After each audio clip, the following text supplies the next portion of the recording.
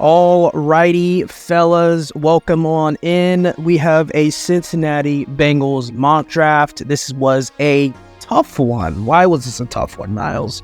Well, as a Cincinnati Bengals fan and as a faithful Cincinnati Bengals fan and as a very involved Cincinnati Bengals fan, I am not thinking necessarily of what we should do. I'm really predicting of what my Bengals are going to do. In the grand scheme of things of, hey, if we're going to go secondary, it has to be a very fast, athletic guy, high 40 speed, unless he has crazy instincts like a Jordan Battle.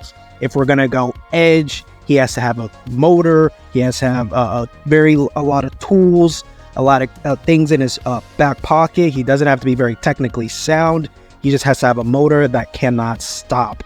There's just so many things that we do at Cincinnati Bengals organization that just doesn't stop.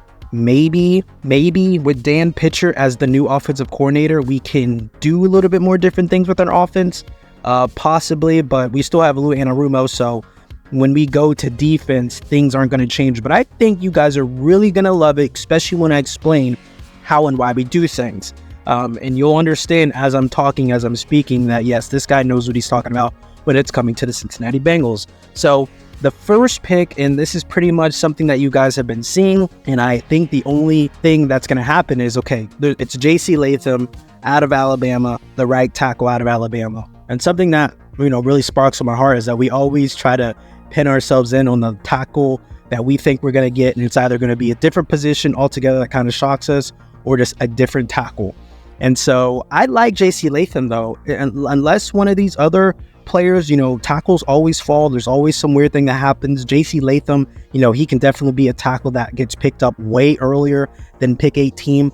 I just really do like his skill set, so we get rid of one Alabama tackle and Jonah Williams and bring in a new Alabama tackle and J.C. Latham, overall graded at 81.9. He's given up 2 sacks in his career, and these 2 sacks came from 2023. And I believe what the story with that is that this last quarterback that he had, and Mr. Milroe, he's a quarterback that held onto the ball a lot. And also with a lot of these scrambling quarterbacks, they don't have the ability to get it out as soon as possible. They want to make a play, so he's probably running around and he gets sacked. I think this kid could have a clean slate for his career if he just had, a normal quarterback pocket passer that was able to get it out. Run block rate at a 79.6. But when he does block, especially when he does a down block, it is nasty. It is gruesome. I feel bad for these edges or these interior guys that he really just puts his weight on. And then pass block grade at an 81.7, zone grade at an 86.1. So that's what we do. We're a big zone read team coming out of the shotgun. Everything is zone. Maybe with Dan Pitcher, we can go into more of a gap scheme, more of a pro approach. But I do know Dan Pitcher wants everything to be in Joe Burrow's favor. So we stay in zone. So 86.1, that's the grade we're really looking at. And then true pass set, pass rush block grade at a 79.4. So I like what this kid has. He's a 6'6", 335-pound specimen, has very long arms. He has a beautiful base, big, thick thighs and a big ass. And I just think he's like a more built up Orlando Brown Jr. If you really, like Orlando Brown's of course going to be 2 inches taller than him at 6'8", but he's just more built up, more rocked up, less technical, and just more physically imposing.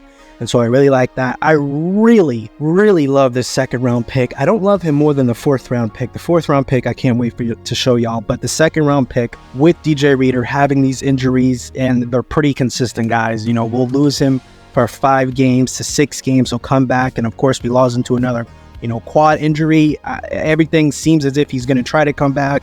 He's healthy. He loves the city. He loves that we saw a lot of light in him out of Houston. We gave him a fat load of money. I think he's going to come back, and I want him to come back. Don't get me wrong. I need him to come back. I would rather him to come back and him and BJ Hill keep doing what they're doing and be one of the best underrated tandem duels in the inside. But guys, I would love to get T'Vondre Sweat out of Texas to learn from this kid, to learn from DJ Reader. This kid was at the Senior Bowl. I had the privilege and honor to interview him. Massive kid, absolutely gigantic at 6'4", 362 pounds. And so he's not going to be an every down lineman, just like DJ Reader's not an every down lineman. We pushed him to that this past season, but in seasons prior, he was a first down, second down run stopper. And so T'Vondre Sweat, He's going to be helping us with our line changes, which of course we do a lot. Our defense is always out in the field, and so he will be able to bode really well for us. And I just think his skill set is just perfect for us eliminating the run game, which we have to do. We have Nick Chubb we have to worry about. We have Lamar Jackson and Gus Edwards we have to worry about. And then, I guess Najee Harris had a good year, but we're going to have to worry about the Steelers and their run game. So I think T'Vondre Sweat will be a great addition. Overall grade at 91.7. Only 2 sacks, but once again, we need him for his run stopping. His pass rush grade is at an 85.3, but look at this. His run defense grade at a beautiful 92. And that's what we want. True pass rush grade at 88.7. And at the Senior Bowl, guys, he was virtually unstoppable. The only player that was able to give him a run for his money is Jackson Powers Johnson, the center out of Oregon. That was the only guy. That was the only guy that ever gave him any type of fits whatsoever. But for the main course, he was just eating up everybody alive. So I loved to see that. I think that's a guy we really, really should not leave the draft without. I'd be happy if we got him in the first round and we got a viable tackle in the second. I'm not even going to lie. And then third round, it's going to be corner. And why is it going to be corner? That just seems to be a little bit of the motto. We just don't know what corner it's going to be until the combine. We just don't know who's going to be the fastest guy, who's going to be the best man guy. But what I did is I went to Florida State and I got us Bernardo Green. He was a part of that epic defense out of Florida State that did great things, almost made it to the championship game. He is a risk or reward type of corner, which I'm not, angry about. I feel like Cam Taylor-Britt at times, he had the bravado of a risk reward guy, and he's definitely cleaned his game up a lot. DJ Turner is definitely a risk reward type of corner. But then, with Chido Beawuzie, I feel like, he's going to be out the building, and I'm not mad at it. I think with his injuries and his man coverage, with speedy, fast guys, it's just, I'm not okay with it anymore. It's an overall grade at 83.3 for Bernardo. We have a coverage grade of 86.4, run defense grade of 61.8. So that's definitely something that I hate. DJ Turner comes down and lays the wood. Cam Taylor-Britt does the same. So probably in real time, I'm probably talking myself out of this guy just because we need our quarters to hit. It's such a big thing about us. Even Cheeto, tackling is massive with Lamar and all those dudes out there. But the man coverage graded at 90, guys. And that's what Lou likes to do. Put all the linebackers, everyone crowd that offensive line. And then at Hut, we may go into something else. But if we stay in man, it is man. And you got to be sticky to these receivers. It is a very tough task to be sticky to these receivers. But once again, I don't think we're going to know what corner we're going to really get until we see combine numbers and we see a little bit more film in the man coverage department on these guys. But my favorite pick in doing this mock draft is, I never liked Drew Sample. I always hated that draft pick. I think it was second rounder. Always hated it. Irv Smith didn't do crap for us this past season, and we thought he was going to be, at least I thought he was going to be like a dude for us. I don't know why I convinced myself of it. I feel like he didn't even play. And then Tanner Hudson, I'm not out on Tanner Hudson, but golly, dude, he catches everything. I like his catch radius. He likes to turn up the field, but boy, can he just not, he can't lay anyone out. He just goes down like a flimsy piece of paper. But I'm not anti him. And I know Drew, he was known for his blocking, but guys, Ben Sinnott out of Kansas freaking State. Don't just stop. Just pause this real quick and go type into YouTube Ben Sinnott highlights, and you'll see it. You'll see how it's just perfect for us. Absolutely perfect for us.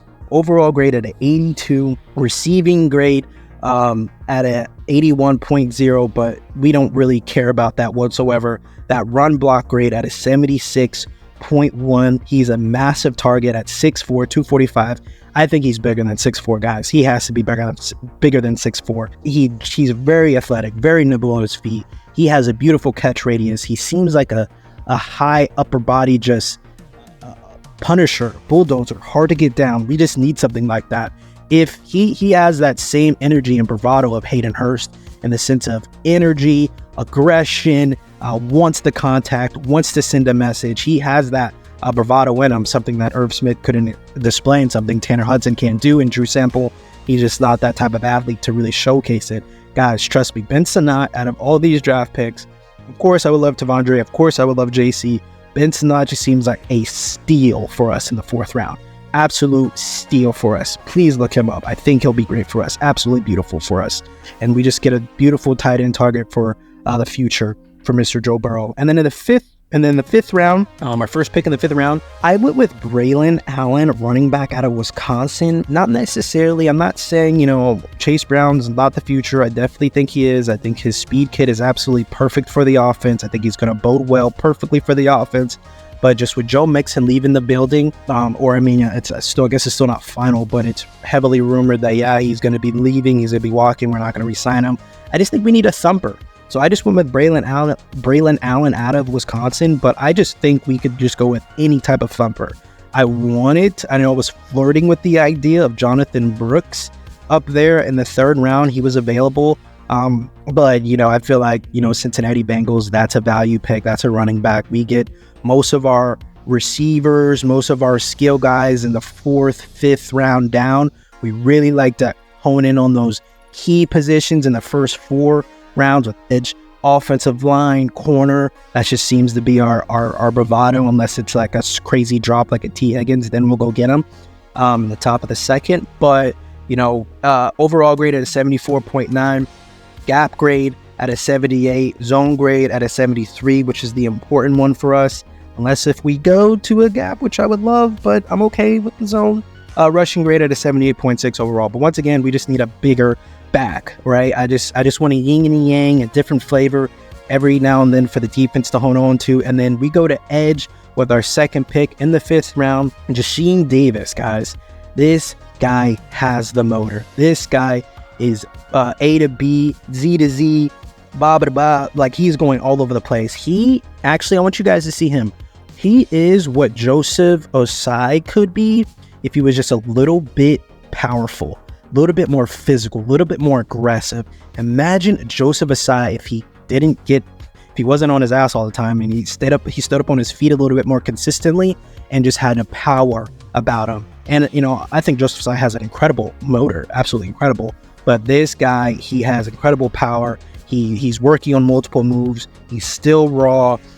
Ended this last season with 8 sacks, has gotten at least 7 sacks each of his years. 30 hurries this last season at a Wake Forest. 30 hurries, that's a lot. And so pass rush grade at 86.1, run defense grade at a 76.6, and true pass set rush grade at a 75.4. Myles Murphy, I also want to know, guys, what were your thoughts on Myles Murphy for his rookie season? Of course, he's a rookie. Of course, there's a lot he's got to learn. But do you think he's shown us enough that he is going to be, the quote-unquote future staple edge defender for us? He really, I think he was mostly on that right side when Trey wasn't in, and that's really where he spent most of his time, I guess, left side if you're on the quarterback's way. But if you're looking at it from the defense, on that right edge spot. But over the left tackle, that's really where he was at. But when Sam Hubbard would be out, that's where Myles had went in.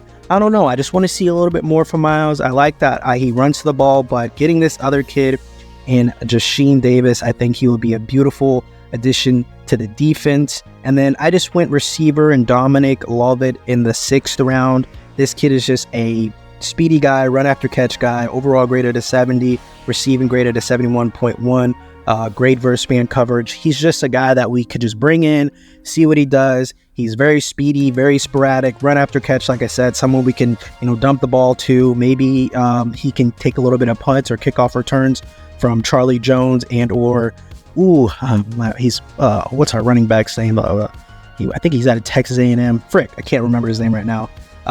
Number 32, that he does the kickoff returns, and so maybe he can give him a run for his money. Sorry, I know him, but my brain's just all over the place right now. And then Josh Proctor, safety out of Ohio State. He reminds me a lot of Jordan Battle, so may not run the best, but very instinctual, very key in on the run, which is very important. 77.9 overall grade, coverage grade at a 74.2, run defense grade at 83.9. I really was disappointed by Nick Scott.